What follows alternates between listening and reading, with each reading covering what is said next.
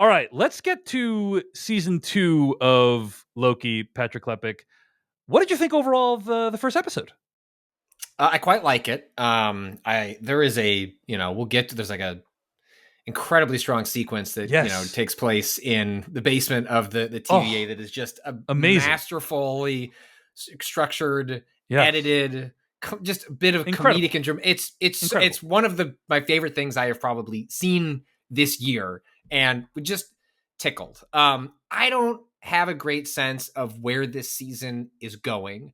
I have my worries about can this show maintain its own identity without being sucked in to the larger Marvel universe and set like I didn't view the first season too much of a explicit trailer for what's to come. I thought there was enough core identity at the show that it accomplished its reason to exist as a show while also accomplishing these other things, which is really the structure that most Marvel projects have. Like even the best of them, like a Black Panther, are still accomplishing those other tasks. And then it's just how best can you do it within that structure. Here, I think there are a lot of elements in place for interesting storytelling, but and this is all like, and we'll get into this about the whole Jonathan Majors of it and like his presence here and like what the implications are and how that makes you feel watching it. But Ant-Man and the Wasp Quantumania was so weighed down by like that weight of like, hey, the next 5 years of movies and television shows are going to be influenced by this guy, this thing. Got to make sure that people understand that. And while that was present in the finale of Loki season one, and was implied by the consequences of the events of season one, there was still like a strong through line of like, what are these characters motivated by? Why are they doing the things that they're doing in season one? And so I'm worried, even though I don't think it's present in the first episode, that weight is gonna buckle harder on a season two. We're that much closer to a Secret Wars. We're that much closer to this other stuff where this character has to be more important if they stick on the track that Marvel has been on for these next few phases. But all those like future concerns aside, you and I have only watched the first episode. I know some critics have seen more of it. It's a really fucking entertaining hour of television. It is snappy. It's beautiful to look at. I love how talky it is. Like, and it's not that Joss Whedon sort of like tired, exhausted form of comedy that like defined Marvel for so long. They find their own forms of comedy that aren't just poking fun at the world. Like it happens in the editing, it happens in like setups and payoffs. It's just Owen Wilson is fantastic in it. Like does so much comedic work in this episode. Has so many great physical moments that I was laughing at. I just found myself enthralled from start to finish, but just without a good sense of what does it all mean? Where are we going? What's the dramatic weight for the next 5 episodes? I don't know. But if I was just looking to be at this moment happy to be back in the world of Loki, I think the first episode knocks that part out of the park. I pretty much agree with you, Patrick. I had a great time with this episode as well. I think Kihui Kwan fits right into this Oh my god! world. Like I mean, Like, just like a glove. Like yes, it's amazing. It's amazing, and I think the show continues to look incredible. Like it has this. The design of the world is just so captivating, and it just demands your attention because it's like, wow, the every few seconds you're seeing something that's like, wow, so much thought was put into conveying an idea with that specific visual. uh Specifically just around like how the TVA is designed, right? Like the TVA has a really interesting, unique design that's like a combination. It's like retro futurism, basically. It's like, mm-hmm. it looks like it's like mid 20th century, but also from the future, with like hallways that go on forever, and with like um a lot of curves, basically, like a lot of curved arches and surfaces and so on and so forth. And Yeah, it is a very entertaining show episode, and continues to be an entertaining show. And I share your questions and concerns about where it's going. And I particularly hope, again, one of my big complaints of season one is like there's just too much stuff going, too much plot, too much stuff going on. You don't need that much stuff to really um, be an interesting show. To like the emotional core is what people care about.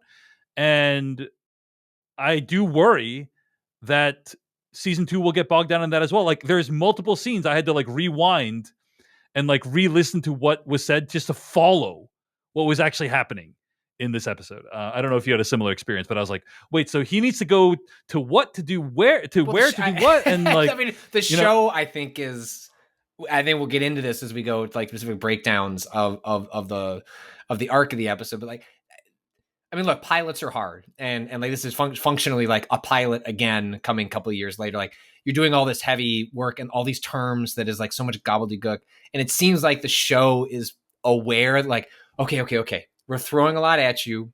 We're gonna say it a couple different times. No. I don't agree with your formula. Like they don't do jack shit to explain the TVA. They're introducing completely brand new stuff that they didn't need to introduce, quote unquote need to. I mean, obviously they will need to for the plot, but I'm just saying like they're not like reusing a bunch of shit from the first season, right? No, they're like I know. I agree. I just mean in terms of the structure of new element introduced, show seeming to be aware we should probably explain this a couple of times and finding a way to do that in a way that is like funny and interesting. Like it seems like that I'll grant you. Yeah. Like they see, like they can sort of see a flaw, like whether you call it a flaw or not, but like, like, okay, how do we explain this very comic booky concept? Right.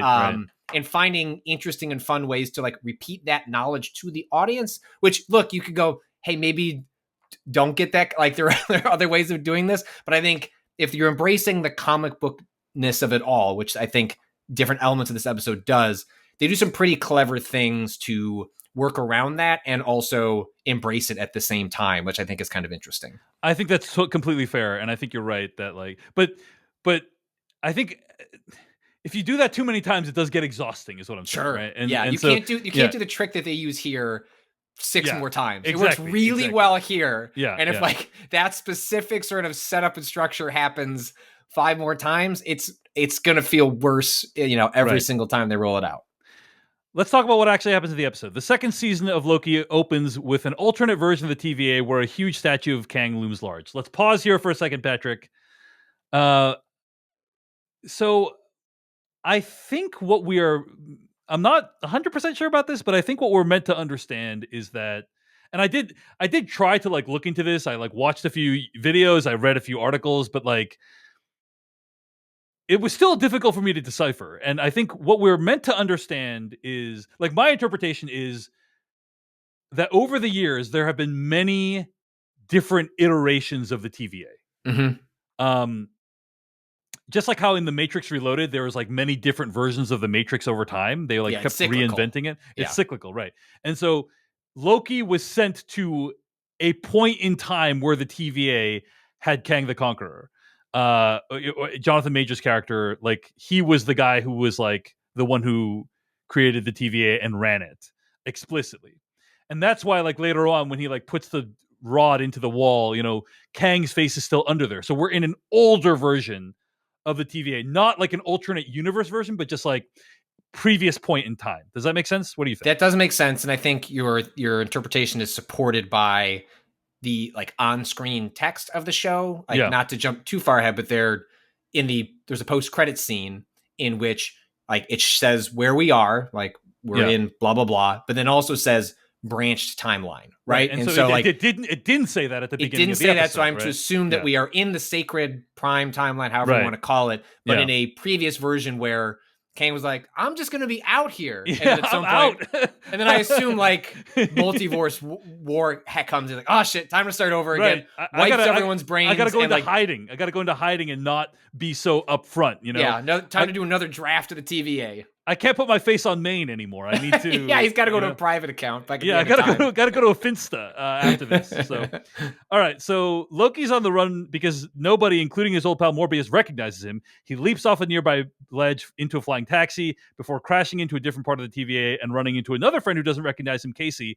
So he's really confused, and he begins to scream as he's ripped through time to the present, where Casey does recognize him. Let's pause for a moment. I just thought this is a pretty cool sequence, like just cool overall, and the time ripping effect is cool. Everything just looks cool. It's clearly inspired by like I'm gonna say scenes from Star Wars Attack of the Clones or Revenge of the Sith, like the car scene, right? Fifth Element, felt like it reminded me of the Fifth Element scene where he's like in this car that's like going through this futuristic city. Um, but yeah, I mean, the show is back, and it's like, oh, this looks really freaking cool. Anyway, let me know if you have any thoughts. Otherwise, I'm going to keep Well, going. I'd say like Yeah. one of the I think the strengths of Loki's production design means that it helps straddle an issue. These superhero films, Marvel stuff in particular, anything shot in the volume have, where it's just like the physical stuff helps ground you, and then you can still have the fun of the, like, I know that background, like, they didn't build it, like, I know that's a visual, like, I can see that, I know it's an effect, but because the production design and the physical elements of the world are so well realized, like, it just does a really great job of letting the fantastical stuff that I know in my head is fake if I think about it for too long just be the fun spectacle, like filling in gaps that wouldn't look as interesting if they were trying to do it through some old school production means. And so that's part of like the real strength of the show is because that where the characters are, like, they're often in a place and then aided by the things around it, and those things just work in concert so well because I think that production design is so strong and so visually striking. Yeah. And so to be right back in that, I think is like speaks to what you were talking about, like where the aesthetics of the TVA like allow them to just like strike that balance between like how they display the fantastical while also grounding these characters. Like, it's one of my favorite elements of the show that when you see it done right, it's like, gosh, I wish like more productions could find a way to do this as well. Yeah. Yeah. Elsewhere, Mobius and B-15 mull over their discovery that the entire mission of pruning variants has been ruining lives for as long as the TVA has existed. Casey reveals that he'd briefly seen Loki before they're interrupted and asked to appear before a new judges council to explain what's going on. As B-15 and Mobius depart, Loki reappears to try and catch up with Mobius. At the judges' council, a decapitated head of a timekeeper sits on the table while Mobius and B-15 are grilled for their decision to stop pruning branches and maintaining the sacred timeline. The two explain that they're all actually variants and Kang had purged memories of their past lives. B-15 proposes the new mission of the TVA is to protect the new branches that are spreading, at which point Loki reappears and uses a pruning baton to destroy a wall, revealing Kang's face. Let's pause here for a moment, Patrick, and talk about some of the stuff going on here, right? So, and I think it's worth talking about the Jonathan Majors of it all as well. Yeah. But yeah, the idea that the TVA has been doing, war crimes, is going to be interesting to see how like that plays out. Like, but they do need to introduce like this show needs bureaucracy to like function as a show, and so it's like, okay, well, the timekeepers are no longer in existence, and that version of Kang's dead. So we need to just introduce this whole other construct of like these judges, because you can't have this show function without like some kind of authority figure with which you have some friction, right? Like, and so I'm not mad about it. They introduce these new characters who are like this judge's council, and they need to kind of argue with them about what the fate of the TVA is going to be. So yeah, I guess any thoughts on that construct, and then we can talk about the Kang stuff. Yeah, I mean, I think that's part of the fun of the show, right? Like, we like the annoying friction of bureaucracy and Right. red tape. And I mean, there's that moment in the judges council where you're supposed to identify yourself, like wait your turn for the light to be on before you speak. Like, those are just especially contrasted against what we consider to be friction in these types of stories.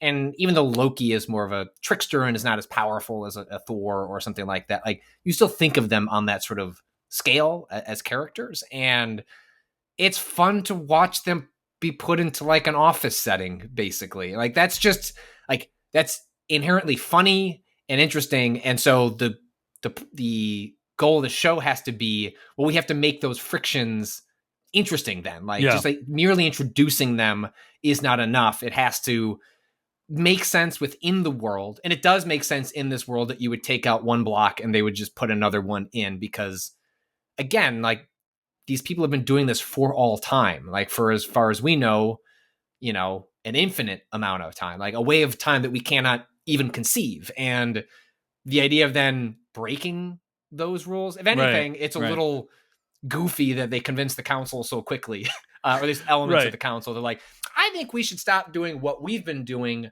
forever. Because they haven't exactly. I mean, yes, the timekeepers are robots and are fake.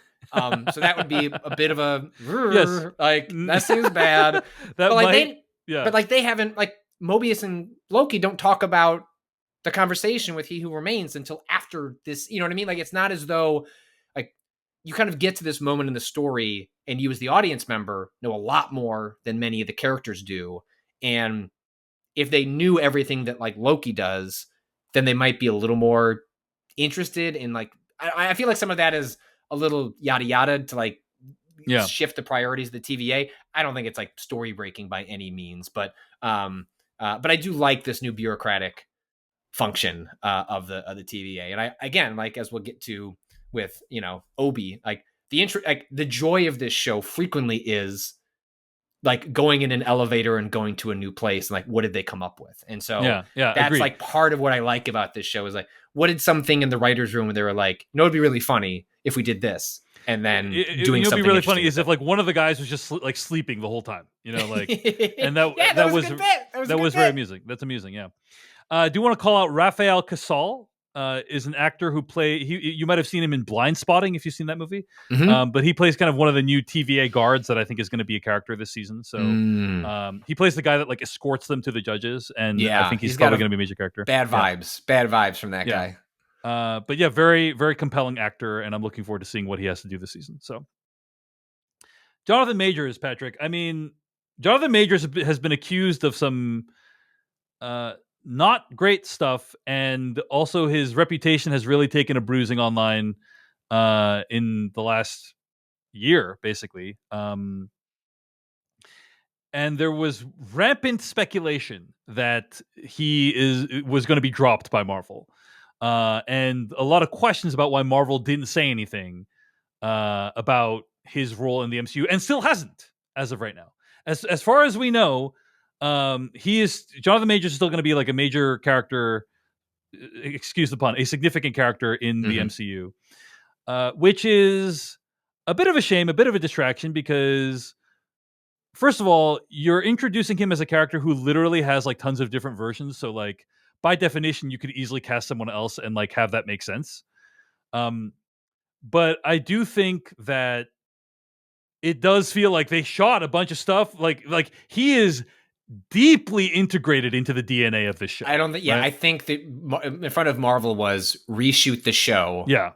Or live with this. We'll see what happens. My expectation is part of the reason Marvel hasn't said anything is that the end of this show might answer it for us. And that really, I think it's more like they're waiting for this whole thing to blow over, or you're right. Maybe they're like, let's just get Loki out the door, and then we can cut ties with Jonathan Majors. Like that's possible too. Like they might just be like, let's get Loki on the door, then we'll recast. Because yeah, he is.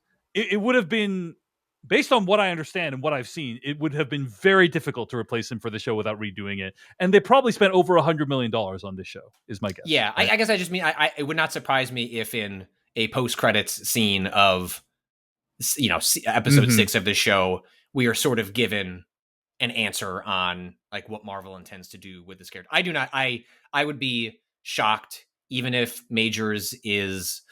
The legal system is complicated.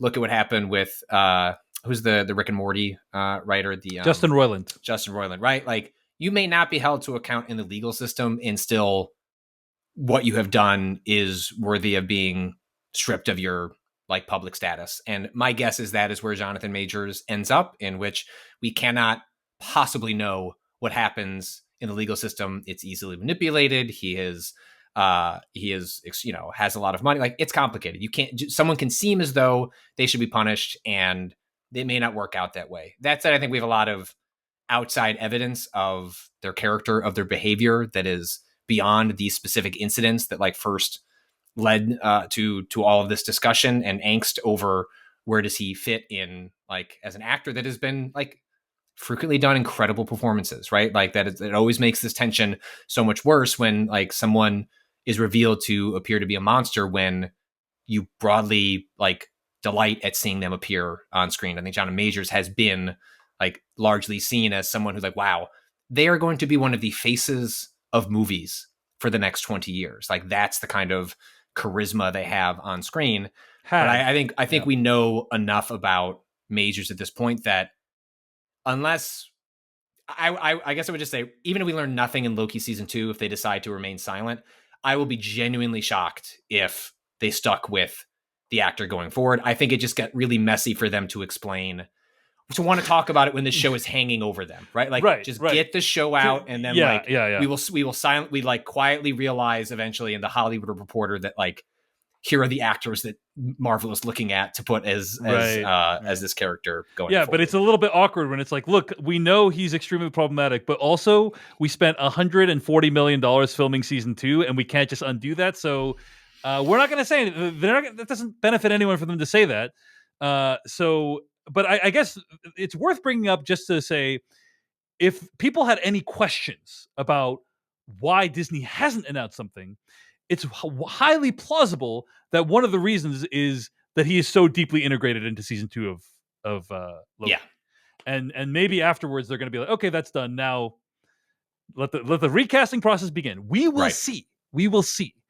But it does seem like the most likely path right now. So anyway, or maybe they're just hoping it. Maybe they're just hoping it's all going to blow over. That's also possible. So yeah, and I think it will be something we will, like, personally talk about more as we watch this show further. Yeah. Like, you kind of get to sidestep it a bit here because Jonathan Majors isn't like a principal character in this episode. But again, I think you're right. The reason they have completely gone silent on this is because I think we're going to get into, like, episodes 3, 4, 5, whatever, and it's gonna be like, oh right, he's been in he is just here. He's like in major scenes, and why did Warner Brothers not, like, recast, like, the Flash? Oh shit, like, the main actor is 2 principal characters in the film. We just got to eat this L and move on. And like, a lot of Loki looks like it was shot on, like, there's a lot of CG that's really brilliant, but a lot of it does look like they actually built sets or parts of sets. And it's like, you can't just go on the volume and redo that with someone else. Like, it's not possible. Or it's not practical to do that. So we will see how it plays out. But wanted to acknowledge the Jonathan Majors of it all, because I think it is going to be a topic people are thinking about. All right. As some members of the Judges Council decide their next move is hunting down Sylvie, Loki explains to Mobius about the meeting with He Who Remains, the consequences of killing him, how war is coming. Mobius continues to struggle with having no recollection of past events. Before witnessing Loki moving through time, Mobius believes he knows someone who can help. Let me pause here. This dialogue scene between the two of them was, like, so delightful. Like, with Mobius being like, oh yeah, it doesn't look like it's that painful, and he's like, oh, it's actually agonizing. He's like, yeah, it really does look painful. I was just saying that to be nice earlier. Like, the time skipping looks like it's, like, really painful for Loki to experience. I mean, it's the closest that the MCU plays with this a little bit in Multiverse of Madness, but not a particularly gory franchise. And here, it's the closest they get to body horror in Marvel. Like, it's fast and it's more implied than explicit, but it's definitely within that ballpark. Like, what's happening to the physical elements of Loki during that transition are upsetting to look at. And I think there's a reason that it goes that I can almost imagine in the like doing, getting different visual effects tests. They're like, well, how fast should it be? It's like, well, let's do it at 30% speed. It's like, whoa, no, that's fucked up. Like, you gotta crank that thing up so that the younger audiences like still want to watch this show. And it leads up to, we even got, there's the brilliantly edited sequence later. Yeah. But like, as far as a, like, one-off joke, like, in the elevator when the camera pans over as he time slips and there's the other employee of the TVA that's just in there. It's like, well, what did you think about it? And it's like, I was howling. It was amazing. Funny, most I've laughed. Like, lots of MCU stuff is funny, but there are some, like, really good, like, jokey jokes here that really landed for me. And like, the banter between the two of them is great. Like, they just have great chemistry with each other. You're watching Tom Hiddleston and Owen Wilson, like, bounce off each other. And this is why a season 2 can often have, like, a higher potential than a season 1, which is like, we already know these characters, we already know their relationship, we already know their personalities, and now you get to just set them loose on each other, and the results are wonderful. So love seeing the two of them back in the mix together. Deep within the TVA, Mobius brings Loki to Ouroboros, or Obi, played by Ki Hui Kwan, who runs a department that resembles a mailroom. While talking to Obi, Loki moves back through time, which Obi calls time slipping. In the past, Loki explains to a past version of Obi what's going on, which in turn provides Obi in the present with memories of his conversation with Loki. Loki convinces Obi to build a device that should solve the time slipping, which appears next to Obi in the present. It's called a oral extractor, I believe, is the name of the device. And we talked about the sequence already, but it's amazing. It's so good. It works largely because of Ki Hui Kwan's kind of befuddlement at what is going on. Like he just does such a good job of playing that character.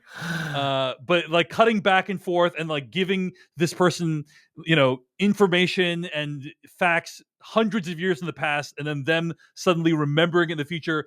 Everything comes together. The editing, the fact that the location looks significantly different in each time frame, the performance, like it all comes together to make like a really incredible sequence. What did you think, Patrick Klepek? I couldn't agree more. I was really kind of in astonishment because in writing that paragraph, that sounds like nonsense. Like the paragraph I wrote to summarize that sequence and I think it goes to show like some of the difficulty with adapting works like this, like when you're pulling from comic books and different like these really things that sound like kind of fun on the page, but then reading something like these very complicated, convoluted ideas of time and just like the standard stuff that you see in comic books. It's one thing to see it like written down, think it in your head, see it illustrated, and then the moment it comes out of a person's mouth in front of a camera, like we've talked about this, like when we talked about this with Ahsoka, like the stakes are just higher. You have to work harder to get the audience in on it. And there is so much of that here in Loki. Part of it is the show leaning into like, isn't it funny how much gobbledygook is here? Like the technobabble is like part of the fun. Like it's not just a distraction to make it sound like it's confusing for confusing sake to give a sense of grandiosity. Like it is like, hey, like it's kind of fun to say all these weird words and put them in a sentence together. But that sequence alone gave me a certain kind of confidence in the storytelling going forward. It's like, all right, Totally. if you're going to take what is often like that sequence is so easy to imagine a different version of it where Obi is just, hello, welcome to the exposition factory. Right. Like I'm here. Or literally what happened at the end of season 1 of Loki. Right. Right. Yes. Yes. And it still is an exposition factory, but done so in the tone of the show, leaning into the strengths of all the actors. And like, it's just like I rewound it and watched it again. Just like, it's a really incredible sequence. And in some ways, like unfortunate that it's like, I hate to say stuck in a TV show, but it's just like, it's like stuck in this long sequence of movies and TVs. And like, it's one of my favorite things I'm probably going to see on screen this year. And it's like, you have to have so much investment and time in this particular like cinematic universe to like arrive at this point. But if you have, like the two of us have, it was just such a joy. It was like, oh man, I hope if this is the floor, like what is the ceiling on different sequences in the show going forward? Absolutely. Absolutely brilliant sequence, bravura sequence, amazing. This episode of television is probably the most aligned you and I have ever been on anything, Patrick. Which is it's wonderful. It's a good feeling. It's like a Ahsoka. I'm on one side, you're there. And then we watch the Continental, and you're desperately trying to be on one side, and then eventually got to my side. And so, we'll see where we end up by the end of Loki. Yeah, I'm a little bit wary because I think Loki season 1 started very strongly as well. Yeah, and for sure. I agree. And I don't think it ended as strongly. And so, but we'll see. Loki season 2 so far really, really promising. Okay, so the group arrives at this place called the Temporal Loom, which is the heart of the TVA. Obi believes it's possible to retrofit the TVA to handle its new mission, but it requires closing the blast doors. Before he closes the blast doors, Mobius needs to walk into the rapidly breaking down temporal loom and use Obi's device to pull Loki out of the time stream, or Loki will be lost to time forever. Loki time slips again, and for a brief moment sees Sylvie. At the last second, he's able to escape the time stream and make it back inside the TVA with Mobius, saving both of them. Finally, B-15 watches as one of the members of the Judges' Council has finished raiding the TVA's armory, claiming to be on a mission to find Sylvie, but clearly preparing for war. Hey, Patrick, before we talk about all this stuff, when Loki makes it back into the TVA with Mobius, isn't it at a different time than what they were at before, if I recall I correctly? believe so. I don't.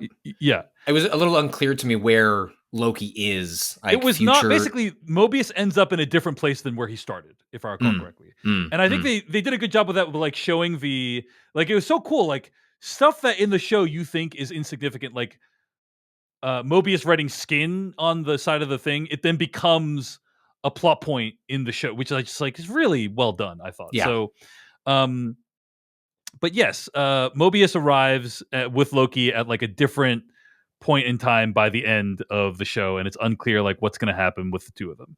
Um, uh, yeah, and I think we'll find out. The question of what's going on there will be answered more significantly in the next episode. yeah, I Um, agree. But yeah, I thought that sequence with the blast doors was also really great. I think, and again, it speaks to some of the strengths of the show, in which like this is the most like effects heavy portion. Where like there's just stuff happening on the screen, and it looks cool. well, yeah, That just the idea of the temporal loom itself, and like fusing the strands of time to get like it's all when these he goes and like Owen Wilson goes, Mobius goes out there with like a physical, like again, like it does a right. really good job, I think, of like having physical real world things that then interact with the broader Yeah, effects that are happening on screen and the characters that like you care about. Like to what degree like is going to vary, but I think the show is centering those characters, right? Like I think it's pulling a balancing act. But again, I find it very interesting to contrast this with our own reactions to Ahsoka, in which this is also another long running series as part of a much broader tapestry in a franchise. And I think like Loki at its best, and I agree with you, like season one becoming worse as it goes along or losing a little bit of the plot on that. But I do think the show understands like why are you here? Like, and whether season two maintains that, I don't know. But like even in moments like that where lots of pretty colors are going along the screen, like I'm invested in like Owen Wilson like getting down there. Like I'm stressed when like Obi is pressing the button and the blast doors are closing. And like it's cool to have those stakes when like you're usually getting to the point where all the effects are flying this way and that way. yeah, yeah. I will say one thing that does annoy me about the show is setting it up as though like if this doesn't happen, then Loki's going to be lost forever. And then it's like, okay, guys, I don't think Loki's going to be lost forever. Okay, Yeah, like yeah. that's annoying. And by the way, they pulled a similar thing in season one too, where they don't explain to you what pruning does. Right? It's very clever. They're like, we prune, and it looks like it vaporizes the person, but then it turns out it just sends you to a different place where all the people who have pruned end up, and Which then is you a can still clever fight. answer. Like that's a Yeah, really good. Like I thought that was one of the better reveals of season sure, one. but I Was guess it's like, just like this idea of like there being multiple fake outs for Loki dying, like yeah, that annoys me. And so I like, agree. is he really lost the time forever? I don't. Let's not cool it, Kiwi Kwan. Okay, like Well, that who actually, that's why I thought. who do you think you're fooling here when you say that is the question, right? So yeah, But that's why I thought like one of the last like kind of repeated jokes in the episode about how painful it could be for Mobius and how painful it could be for Loki was a better way of adding tension to the scene was the repeated jokes of the monstrous physical pain the two of them were going to go through as a result of the process yeah, was like a more effective way of creating tension than saying, well, he might die. It's like, no, the show's called Loki. Like yeah. he's The not show's going called to like die. just come on, Yeah. come on, guys. All right, please. And in episode 1, 2, I mean, that's like an episode 5 move. Okay, come on, guys. All right. So I also want to give a shout out to Kate Dickey, very talented character actress who's appeared in shows like Game of Thrones, and she was in The Witch, and she's in this season, and she's kind of overseeing the TVA gearing up for whatever battle's coming next. So we'll see how that plays out.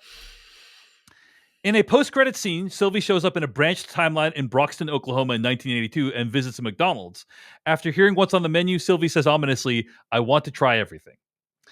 So that's what happens in the post-credit scenes. I have a feeling we'll find out more about what's going on there in the next episode. Patrick Klepek, any other thoughts on this episode of Loki season 2? Overall, really solid episode. Great, strong beginning. looking forward to what's coming next.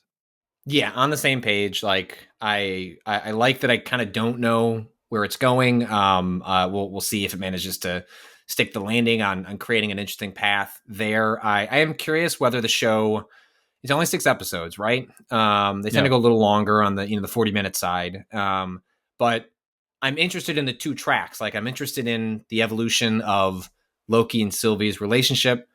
The show seems to be interested in what does it mean for, less about like the TVA and its mission being false, but what does it mean to discover like you're a variant, like you had a life, like there are things you missed out on. Mm-hmm. There's a lot to mine there that could be really interesting. And sure, these are not, I don't expect to see Mobius and B-15 and like those characters outside of this little corner of the universe and Loki, but I'd love it if the show spent time emotionally with those characters and like because that's a really, I think, interesting place for the show to do some character work, to like give some gravity to whatever spectacle, like the war, like clearly war with Kang is coming. Like I get it. Like I know that's kind of where we're headed.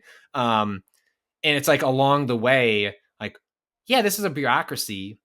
But like I think we can all see ourselves in like being stuck in a place doing a thing, and if the idea of like that changing your whole view of like how you viewed yourself and your workplace, I hope they find some humanity in the bureaucracy as opposed to just like it's funny that the TVA is like weird and strange. And I think that might be something that could be interesting for the show to touch on, but that's going to be a lot with like Loki, Kang, and Sylvie to carry all through only 6 episodes.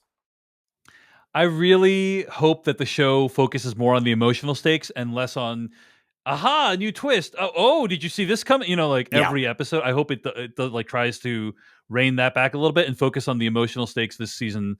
But even just seeing Ke Huy Quan act in things again, what a world where we can see Ke Huy Quan acting in things, man. Not a world we thought we would ever experience 3 years ago, but now it's a reality.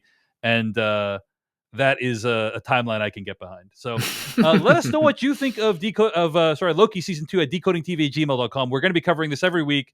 We'd love to hear your theories, your thoughts. So hit us up again, decodingtv@gmail.com. Find more episodes of this podcast at podcast.decodingtv.com, and find us on TikTok, Twitter, Instagram, and Threads at decodingtv. He is Patrick Klepek. Check out his work at crossplay.news, where he writes a very cool Substack newsletter, as well as Remap Radio, wherever podcasts can be downloaded. I am David Chen. We'll see you next week for another episode of Loki Season 2. Goodbye. Hey everyone, David Chen here. Thank you so much for watching that video from Decoding TV. If you want to get an audio version of the show, all you got to do is go to podcast.decodingtv.com. And if you want to support what we do, get ad-free episodes of the podcast and also bonus episodes of the podcast, go to decodingtv.com and become a paid member. Of course, you can also like and subscribe for more. We appreciate it. Thanks. See you later.